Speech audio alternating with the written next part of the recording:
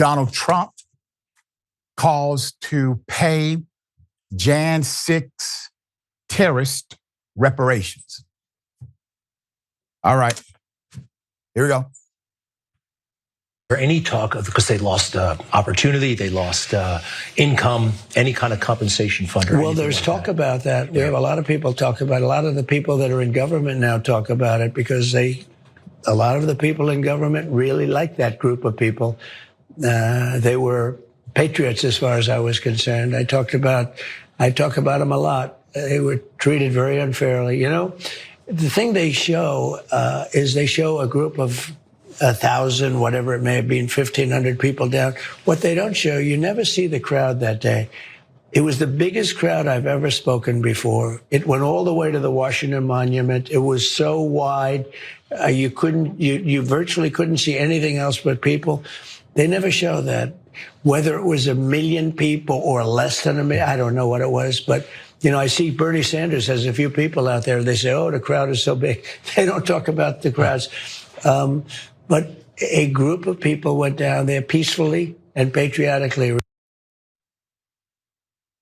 He can barely keep a consistent streaming line of thought cohesive.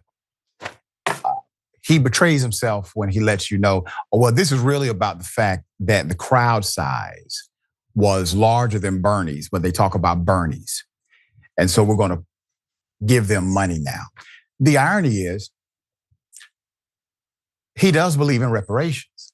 As a matter of fact, his cronies believe in reparations as well, just not reparations for descendants of enslaved Africans. Remember when he said reparations should go to white people who have been discriminated against? Here it is. I will direct the Department of Justice to pursue federal civil rights cases against schools that continue to engage in racial discrimination and schools that persist in explicit unlawful discrimination under the guise of equity will not only have their endowments taxed, but through budget reconciliation, I will advance a measure to have them fined up to the entire amount of their endowment. A portion of the seized funds will then be used as restitution for victims of these illegal and unjust policies that hurt our country so badly. Colleges have gotten hundreds of billions of dollars from hardworking taxpayers, and now we are going to get this anti-American insanity out of our institutions once and for all. Let's get this right. Put up the picture full mass. White privilege is being able to commit treason against your country, be handed a pardon for said treason, and then potentially be given reparations over the illegal act that you were pardoned of, treason, all within a few years.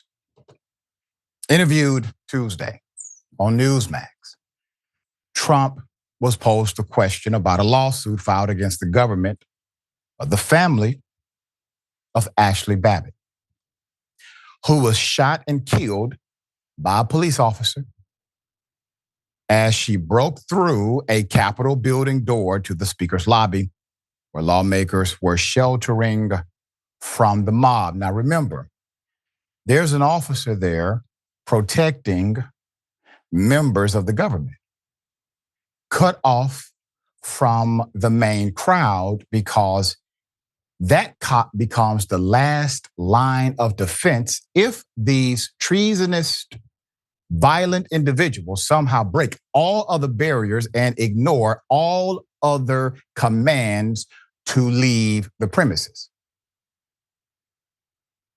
She gets shot, okay, and dies. Quote, shouldn't that be something that can just be settled at this point? Newsmax host Greg Kelly asked him, noting that Trump's Department of Justice is fighting the lawsuit. Trump said he was unaware of that and promised to look into the situation, adding that Ashli Babbitt adding that Ashli Babbitt was a really good person who was a big MAGA fan, Trump fan. And she was innocently just standing there. End quote. Kelly continued, is there any talk of, because they lost opportunity, they lost income, any kind of compensation fund? Trump responded, as he often does, about a controversial issue or position, saying, quote, well, there's talk about that.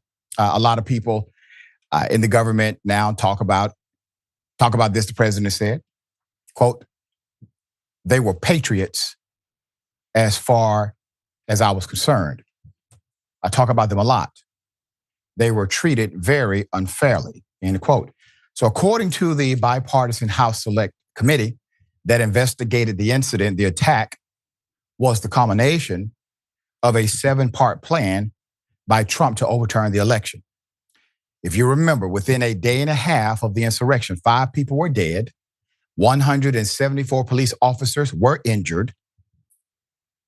A review in 2023 by the Government Accountability Office, GL, estimated the rioters were responsible for nearly $3 billion in cost that day. Hours after his inauguration, Trump issued sweeping pardons to about 1,500 people, mostly white men, charged or convicted in connection with the 2021 Capitol riot he helped incite by falsely claiming the 2020 election was rigged and stolen from him. Representative James Raskin reacted to the clip on X with Trump. Do you want to set up a compensation fund for the 140 sworn police officers wounded by your J6 Patriots too? Or is it just the criminals you're proposing to pay reparations? Why should the taxpayers pay for the upkeep of your mercenary gang? End quote. Trump has been cool to the idea of reparations in the past. In 2019, he opposed a bill that would compensate descendants of enslaved persons, saying it's a very unusual thing. It's been a very interesting debate, he said at the time. I don't see it happening, no. But naturally, the individuals that you pardon, those who are criminals, thumbs up. The irony is, slave masters received reparations in DC, white men, white families, because the government said, whoa, we really need to think about how they're going to make income now that they can't own human beings anymore. What are they going to do? Poor thing here, right? So they get reparations. Passed. The debate still continues. Dear brother, what are your thoughts on this? Hell of a thing. Well, to be fair, I actually agree with President Trump on this specific issue because those people have been discriminated, loss of opportunity, redlined, segregated, oh wait, that's black people. I'm so sorry. I got the two confused, which were the discriminated, oppressed minority. Ashli Babbitt is white George Floyd. That is who they are trying to make her be. They never show a single picture of her being arrested for reckless endangerment when she ran an SUV into her ex-boyfriend's girlfriend's car. They don't show pictures of her being sued by various companies and people by her because of her businesses, none of that. Granted, she served in the military. Thank you for your service. Wonderful, honestly, wonderful person until a point. But show those pictures too the same way you do with black people. Yep. Rest in peace, Ashli Babbitt. I don't think anyone deserves to die. However, I also don't think anyone deserves to be compensated for committing treason. That is exactly what the January 6th rioters were.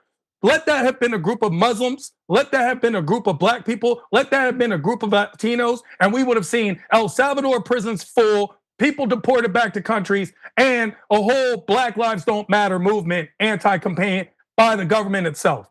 That is what I'm talking about. This is white privilege embodied and personification. That's right. And the great irony is, dear brother, without them, without those groups ever thinking of storming the Capitol, that narrative is still applied.